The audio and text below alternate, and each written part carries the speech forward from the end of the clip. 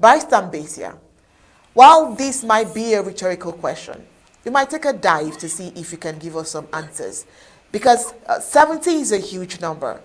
You can imagine what their parents will be thinking and facing at this point. What exactly can these pupils or students do? Again, thank you for giving me the opportunity, and thank that young lawyer for writing what he wrote. But let me give the background. See, the young lawyer lives in Boya. This thing is happening in Boya, in Bonakanda. Coincidentally, the mayor of Boya, the mayor of Boya is also a lawyer. And so this is the political leader of the county, of the area, of the city called Boya. The mayor is a lawyer. But strange enough, you will not hear any statement from him. But that apart, if this might help the lawyer next time, if they talk of mass arrests, I disagree. There are not mass arrests. There's nothing like mass arrests. The appropriate definition of what happened in Buya is mass abduction. Because that does not resemble an arrest in any form or shape. An arrest is when they come to you and they say you are being arrested for stealing a bunch of plantain, a suspect for stealing a bunch of plantain, a suspect for being a murderer, a suspect for a particular crime. Then you are arrested. You sign your arrest warrant. They come there with an arrest warrant signed by the authority, accusing of something which they believe you have done, and they take you into custody for that. That has never happened here. There's something in Cameroon they call Kale Kale, which I've tried to research for the past several months. I have not seen any other country that I have recognized in the world that does something they call Kale Kale, where they move into communities and collectively abduct the whole community by force. Okay. Those people in Bonakanda were not arrested, they were simply abducted Abducted, yeah. from their homes. For whatever reason, they were abducted. Mass abduction is against international law. That is collective punishment for whatever thing, whatever you suspect, whether you call them, you suspect Amba, you suspect terrorists, you suspect thieves, you go and arrest the whole village. That is collective punishment. You are arresting 70 people, 100 people, 50 people, with the hope that you might use that method to extract to successfully capture one or two thieves, one or two ambers. What will you do to pay the 70 others that you have adopted them? They are simply abducted. That's against international law and it should not be tolerated. It should be condemned at all levels. And only points to the fact that Cameroon is a lawless country. All these conventions that the learned lawyers put there on human rights, they're all signed by Cameroon. Awombala, who is one of their greatest favorites, is in Buya. He's a lawyer. In Buya, there you have every institution that is there. You have so many courts. You even have their so-called military court in Buya. You have the courts of, in fact, in Fako. Fako is one of the places that I know in the whole of that thing called Cameroon that is populated with courts. Courts are institutions of legality. From Boya there, in Boya, right side in Boya, you have the Court of Appeal, you have you have the military court, you have the court of first instance, you have the administrative court. They are all inside Boya town. You go 10 kilometers down to Tiko, there's a magistrate court there. You go 15 kilometers to Limbe, there's a court there. You go 10 kilometers to Moyuka, there's a court there. All these courts, every court has a procureur, that is a state council, that oversees investigations, that is oversees signing these arrest warrants. So you cannot complain that you don't know where they are. So these people are powerless. These criminals who go to abduct people don't respect any law.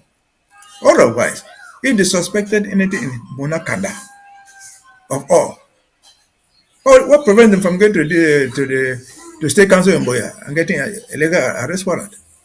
And in Boya, you have all the institutions that should cry foul. They are not doing it. Who has forgotten about Mbelamoki? Bonakanda is not far from Mbelamoki's house. Mbeseha is not an ordinary man. He was the mayor of Boya, but today he's a senator sitting here one day there. Boya is the hometown of uh, Mosonge, the most powerful politician from the south, was there in Yaoundé. His village is right there in Boya. In addition to doubling for whatever thing he calls himself, he is a Boya man. He's a very well educated man. He's a hometown to Nalova, the famous minister of education, who, under her guide as the chancellor of the University of Boya, invited military guys to come and rape students. That's a Boya woman. And so these people, back to the topic, that thing is not a mass arrest. Let's put it what it is. It is mass abduction. People are simply abducted. And then they go and pay money. They are not charged for anything. In a regular arrest, if you are taken to custody and you want to go, I have to go, you'll be given something they call bail. They call it a bail bond. You sign a bail bond. These people have signed no bail bond. Those are the who have released. They pay money. Nobody gives them any receipt. Is that not legalized armed robbery? I had the opportunity to say this last Saturday. When they stop you on the road and say bring 500, that is armed robbery. Because he's asking for 500, 1,000 with the gun. The other pay or they'll shoot you. That's the definition of armed robbery. The robbery of your property, of your money, or whatever it is. So these are legalized armed robbers. And it is for Boya in particular. If they can do this nonsense in Yaoundé, people in Boya, like that young lawyer, she want to stand up to it. The lawyer has no tool other than his pen and his mouth. He doesn't have the force to go and hold the gendarme or the so-called bee with his gun. But he has the pen to speak. The same lawyer who is the mayor of Boya, he has the same pen and mouth as the lawyer, one, as the mayor of that city to speak. But they are not doing it. Mbelamoki, the senator, he can speak. This is Mbelamoki, who from his own mouth went to bail out Moja Moja and refused him bail. Moja Moja is a legalized official criminal who was licensed to go and harass students in the university, kill them. So what other level of human rights violations can we cite more than this? I've not seen this in any other part of the world. Never. You did not go to anywhere and say, well, we suspect that the guy, the armed robber who stole a bunch of plantain, who stole a car and ran into this community might be here. And they arrest the whole town. You abduct the people. You don't even arrest them. You carry them in their trucks. In your trucks to a specific definition. Including their children, as you have said. Small primary school children, secondary school children. The goal is not to investigate any crime. The goal is they will pay money without any receipt to gain freedom. This is abduction. This is legalized criminality in Cameroon. And so I give kudos to my young lawyer. If you can do any more than that, that would be great. If you need our help from outside to heighten these crimes, we will be very, very willing to help you.